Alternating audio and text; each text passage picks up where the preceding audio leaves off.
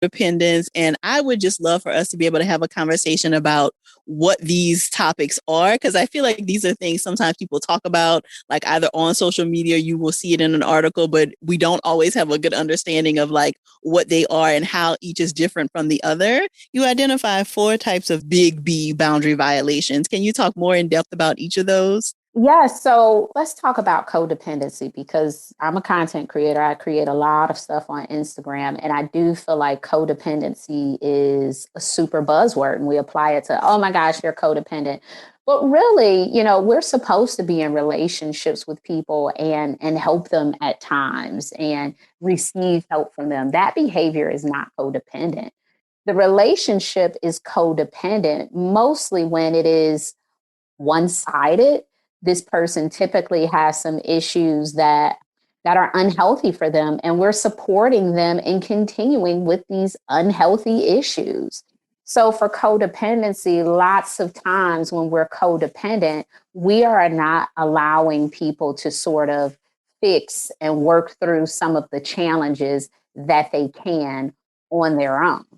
Have you seen like the reshaping of codependency on social media, Dr. Joy? Oh, absolutely. Absolutely. I mean, and like you mentioned, people throw it around, it feels like very casually and don't really know like the intricacies of it.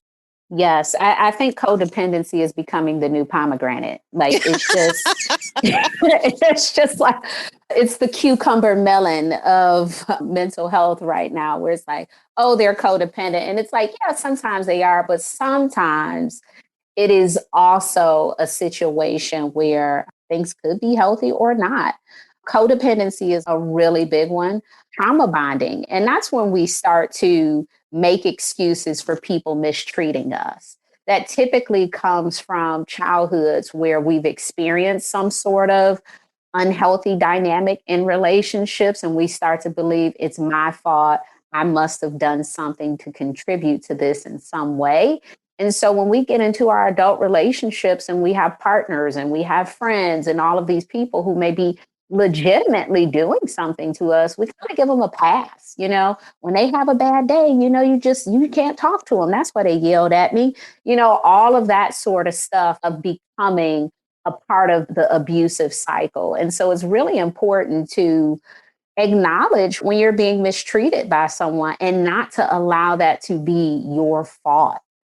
Another really big one is enmeshment. And there is a big, like, oh my gosh, what's the difference between enmeshment and the difference between codependency? So enmeshment, we don't know the difference between what we feel and what someone else is feeling. We hear this a lot when it's like, I just take on everything and everything becomes our problem for other people. And we have to allow people the ability to manage their lives. It's kind of like parenting, like you always want to help your kid, but as they get a little bit older, they want a little more freedom. And most adults are like that. Like they can do sometimes more than what we're allowing them to do. You talked about enmeshment. When you gave the definition, it sounds like this other word that I hear people throwing around quite a lot in terms of being an empath. There are some people who are naturally like attuned to people feelings and a little more drained by them, but it's very important to have boundaries and to have the separation between how I feel and how someone else is feeling. And if we're not able to do that, yeah, that could be very, empathetic of us, but it's also harmful to us because we're not able to operate in these relationships in a healthy way without feeling like this is something I have to do. So when people identify as empaths, I think it's a healthy term. I think the challenge is, even within that, how do we create boundaries around the behaviors of taking on other people's feelings?